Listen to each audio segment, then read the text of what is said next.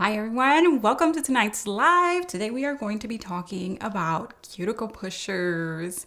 And if you're like, really, is that all we're talking about? Yes, they are very important actually. And especially in the world when we want meticulous manicures, like structured overlays with like pristine cuticle areas, sometimes you think that the more aggressive you are, the cleaner the application, the cleaner the cuticle area. Like, you probably think you have to exfoliate or cut so much with your tools, whether that's your nippers or your cuticle scissors. And that is not the case at all. In fact, I didn't start getting a little bit more detailed with my Efile cuticle prep until I started teaching really in the salon. I was fully booked with clients back to back and doing quality services that lasted weeks. And that was with a mild prep and what I call like a quick and efficient prep. In fact, I created a whole digital course on my efficient e-filing method because it was just so like silly, easy, and clean. Really didn't take me that much to do. So if you are having issues with your speed in today's day and age of e-file manicuring, it's very popular. Like even DIYers are using it. I don't recommend necessarily you start as a DIYer in e-filing. You have to start with your manual prep. And that is even more of a reason why a cuticle pusher is going to be very important. So I wanted to jump on tonight live and share my 3 favorite cuticle pushers. And you might be thinking, 3? Do I really need 3 different type of pushers? And the answer is no. You can totally create an awesome manicure. Again, when I was in the salon, I was creating these manicures and I was using the same tools essentially with my clients as far as like, it was the same style of pusher throughout all of my clientele. Like I knew what I was supposed to look for in a cuticle pusher, but I didn't make my prep super complicated. But again, as I started teaching nail classes and now as an online gel nail educator, which reminds me, you're probably thinking like, is YouTube the only thing I do? And I don't. I actually spend a lot of time behind the scenes putting classes, online classes together, and I would love for you to one day join me in one. In fact, tonight is the enrollment closing date for a Cocoas certification, and Cocoas is a soak-off nail gel made in Japan, very high quality. And I run the certification now only once per year. So if you miss this one, I know it's a short notice perhaps for a lot of you. The next one will be in fall 2025. Now, the next certification is actually my Nail Thoughts certification. And that is the bottled builder line of the Cocoas line.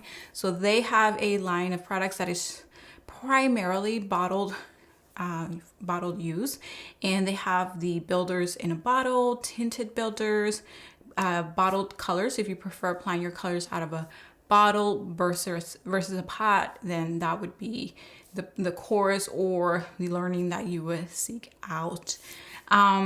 Yes, so that one starts December 1st, and enrollment is going to open for that like mid-November. So if you want to get into the wait list to learn all details of this upcoming Nail Thoughts certification, which is again Cocoa's line of bottled gel, bottled builders, bottled colors, then you want to sign up to the wait list. I'll drop the link down below. All right. Other than that, that would be like it for December or really 2024, our class schedule. It's been an amazing back-to-back run of classes, and which is one of the reasons why I've actually decreased my YouTube schedule to bi-weekly, and now just even like foregoing a lot of the video editing and just doing weekly lives with you, which is I think something that I'm going to stick to throughout 2025. And then maybe I'll still have some pre-recorded, like right now we have bi-weekly pre-recorded videos, but I'm really enjoying this like quick getting on, getting off, giving you the information and not stressing on my own here in my studio about like the perfect edit or sending that over to a video editor also, which is a thing for me. Like it really is not my jam, not my specialty, but anyways. The schedule for 2025 online classes will be announced shortly. I would say December, maybe the end of November. So look forward to it. The best way, really the only way to find out what the schedule of classes looks like is to be on our email list. And I'm going to drop the link for that also in the description box below.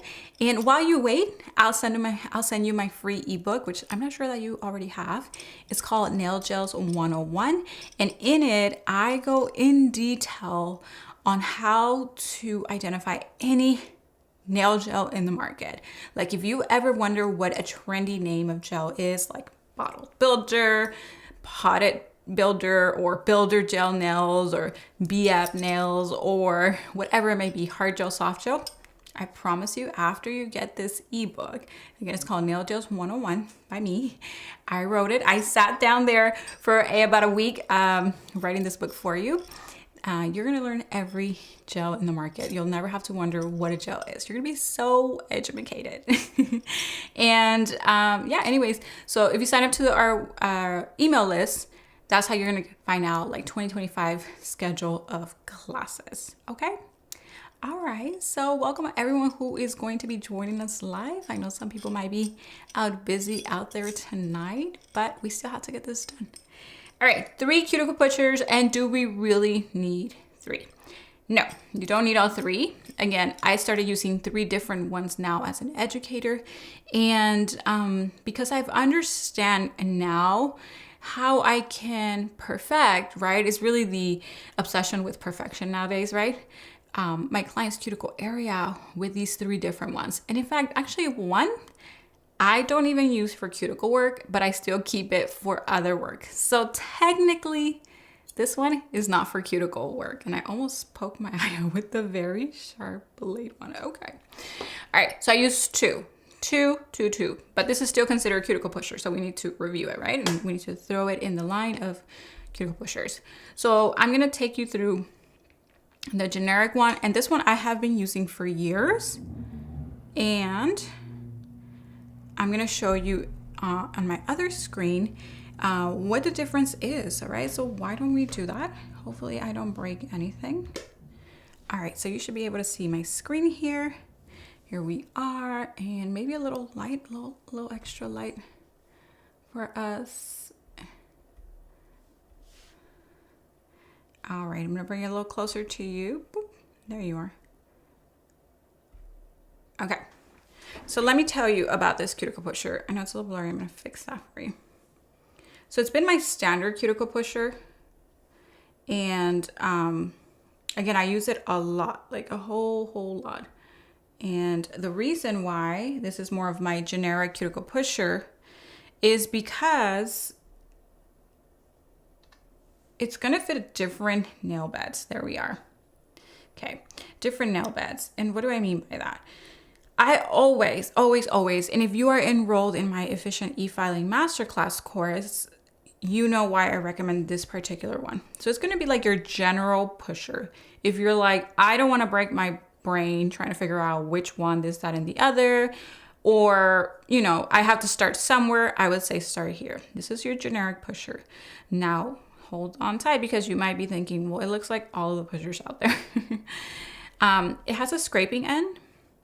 And it also has this pusher end. What makes this pusher so special?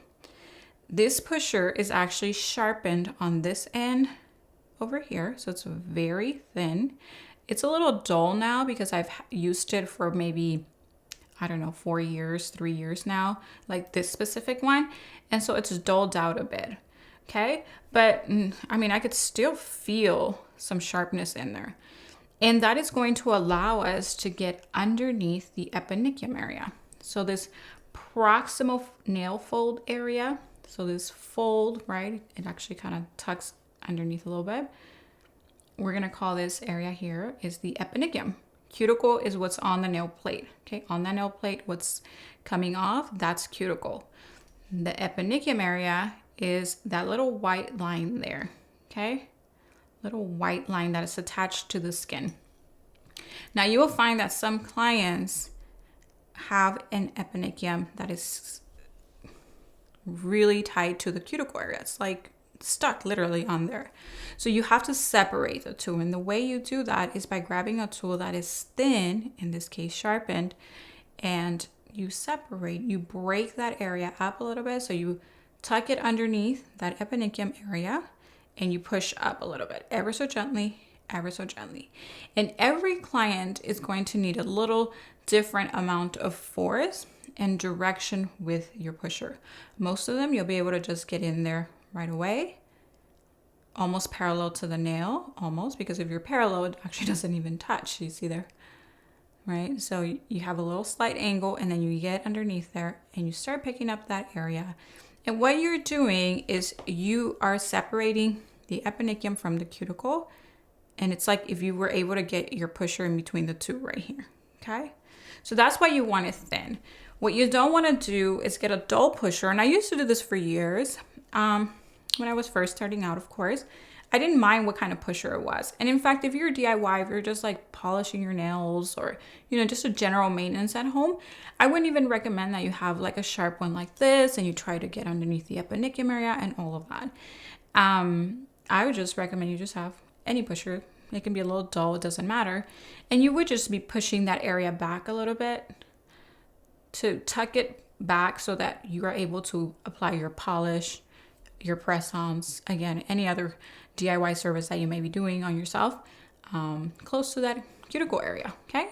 So this is more for professional use, especially if you're going to be more detail-oriented and you're really going to want to separate the two, the eponychium from the cuticle, to be able to clean underneath there, which actually brings me to my second point, what this is, okay? So now you know this is like the most generic pusher you will find, the one with the scraping end, the pushing end, and then it's more advanced or more professional when it is sharpened.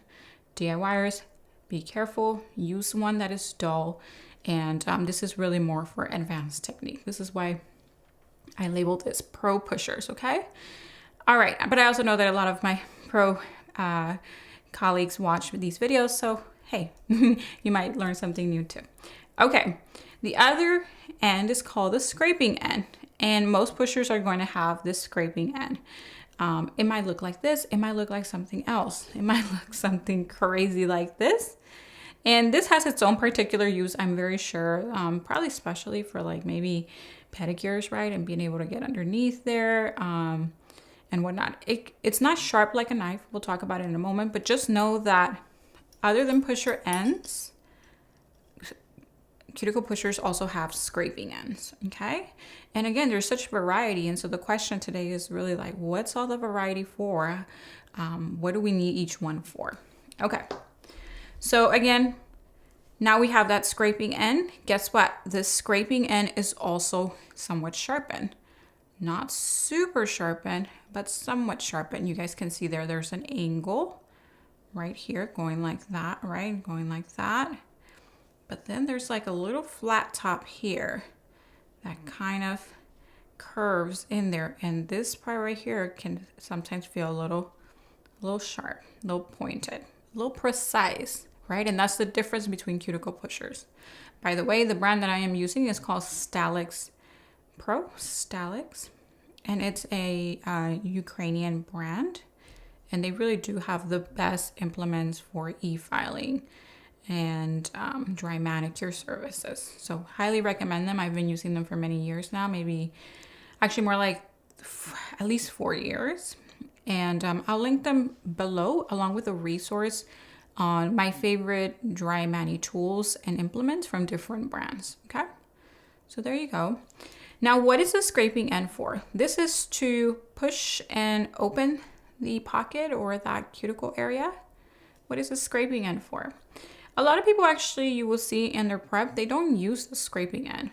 And it might be that they just use it whenever they need it. Maybe they're cleaning out, they're pushing something. Maybe they've already worked their Efile bit and they just use this more or less to loosen up something around the area or something that they might have left behind with their other tools. However, I personally like to always use the scraping end because I feel like it just really gives you a really good sweep before you get in there with your Efile work. So for me, a scraping tool or a scraping end is something that I must have for the service, okay? All right, so this is it, the generic pusher. If you would go to my resource, which is Nashlynails, who sells this Staleks brand, you can also go directly to some Staleks distributors. There's actually several in the US, Staleks.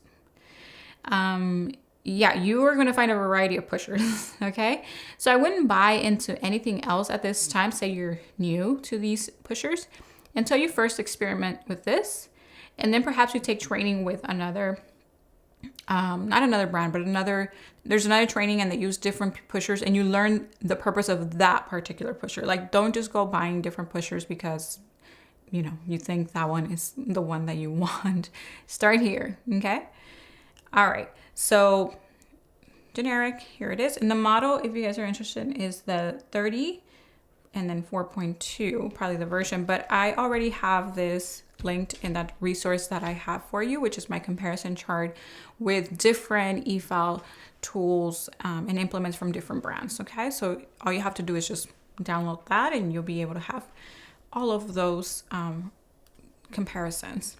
Okay, the next tool or cuticle pusher that I use actually is this one here, and this is from the same brand again, Staleks, and this one is called the Expert 90 4.2. Okay, at first I was kind of very intimidated by this end here, because when I first got this was very sharp. Okay, very sharp. Again, these are like professional use files. These are not a defect, the fact that they are sharp. They are supposed to be sharpened, and actually that's what makes, in my opinion, a professional tool, one that is like precisely sharpened. Okay. So this one, you might also see it in a cuticle or a woodstick form, I should say, cuticle woodstick. And you might be saying, what's the difference between the woodstick and this? And really the difference is nothing other than the woodstick you can just throw away per client, okay? Because this is very sharp and very slim, and it does exactly the same job as the cuticle pusher. That is the woodstick one, okay? And again, what is that? What is that difference? Well, here it is. And when do you use this one versus this one? At this point in my nail career, I might change, I grow just like you at a different rate perhaps, because I do this more often as far as like researching and all that, but I still grow. So I might change, but I feel very confident, and I've been using these two exclusively, this one for like many, many years. But this one here, I just started adding to my repertoire because I see the difference and the need for it. So the reason why it's slanted like this and it's super sharp like right there is because some clients are going to have their eponychium, this top part of the skin, very stuck onto the cuticle, okay, which is on the nail plate. And when that is the case, what we need to do is to gently separate them. So we don't want to use more force trying to break them apart. And this actually might be even slightly too thick, even though it's thin. This right here is like almost scooting like a sheet of paper underneath that eponychium area. And the way you use it is sideways, you don't dig into it. Okay, so a little different, again, a little professional adjustment there, but this is more for clients that have that eponychium area stuck onto the cuticle quite tight, and you don't want to use too much force, and this might be a little too thick to even separate that. So this is going to be very precise. And the scraping end is the same, although I feel this one a little thinner, because a client like that may also just kind of need more precision, more blade. How should I say it? Like, it sounds dangerous, right? Like more knife-ish kind of thing, but more sharpened edge basically, so that you're not putting too much pressure on that nail plate. And when you disturb this area here and you put a lot of pressure, this is the matrix. This is the cell factory of the nail. So any damage that happens here is actually going to manifest in that keratin as it grows out. So that is why if you would jam a nail, like, in a door, right? And you jammed it in a door or whatever, or something fell on it, whatever it may be, then if you damage it here at the matrix, you might end up with permanent damage because, again, you've disrupted that cell factory in there. Now, it might not be permanent, but you may still see the impact of that injury growing out on your nail plate. So let's hope that if you do have an injury, that it just kind of grows out through your nail plate growth. But sometimes if you do affect this area very much, which is that lunula, the half moon of the nail there that you will see, and part of it is also inside here, then again, you can cause damage, which is why it's so important to use the right tools, right? If we use pressure here, we're gonna cause damage to the nail plate, possibly, depending on how aggressive you are, permanently, okay? This is why, again, we are learning about our tools. So again, I live here. Currently, I live here. These are the two pushers that I use on myself, on models. When I teach, these are the two, and I recommend that you have both because you will have clients with a tight cuticle area, an epinegym that doesn't separate easily from the cuticle on the nail plate. The scraping end is about the same, and except that this one, which is the one like this one feels a little more sharpened, actually, a little thinner. And you can probably see it right there, the thinness and the thickness of the other one. All right, so my last cuticle pusher is this scary thing. This was a gift from my friends over at Nashlynails. Once when I ordered some product, it just came there, and I just thought, like, interesting. What is this tool? And it's probably something that you have to train with. And what I mean by that is that if you train with this brand or an educator from this brand, they might tell you why this is very, very narrow. And I actually don't know exactly why this is very, very narrow. Like, let me compare the two. And not, shy or embarrassed to tell you I don't know why it's that narrow, The reason being is because I keep my arsenal of tools really tight and small. And I don't like to fill myself up with all the extra knowledge that may just confuse me or slow me down. I like to keep things quick and efficient. And that's why, again, I even have that course that I coined Efficient Efiling Masterclass. But look how much slimmer that is. Very, very slim. It might be for pedicures. I'm not sure. It might be for small nail beds. Or it might just be to push back, because this feels a little more dull than this, actually. It feels a little more dull. So this one might be just one where you just use it to push back, right? But the reason why I actually really like this pusher, and this one is the Smart 50, is because of this end here. Now, funny enough, I don't use this end for cuticle work, okay? I may use this for a pedicure, like for myself, it's my pusher. Like once in a while if I really want to get in there and get something, but you have to be really careful. This is really sharp, and if you just jam that into your toenail, it is going to hurt, okay?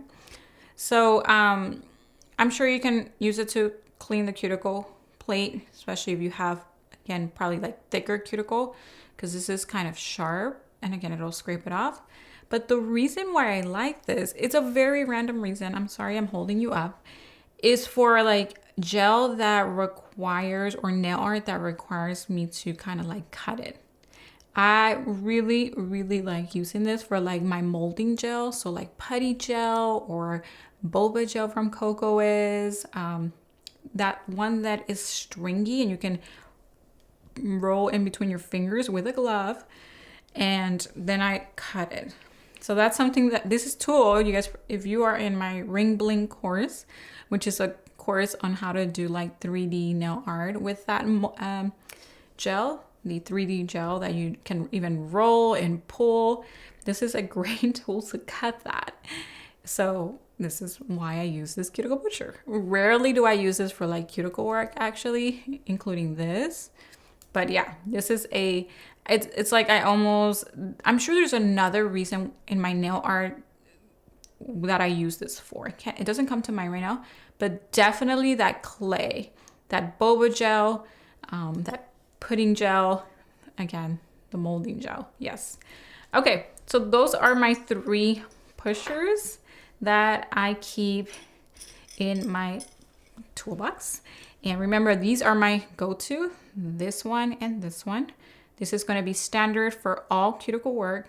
This is going to be for your clients with a little more delicate cuticle that needs to be separated very gently.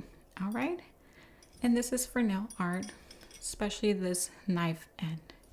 I hope you enjoyed this video. I'll drop links to, again, the source that I get these from, including my comparison chart on different other pushers or dry Efile mani tools that I've used over the years and where you can get them. Most likely you'll be able to use my code on many of the things. My affiliate code is PPN10 to save 10%.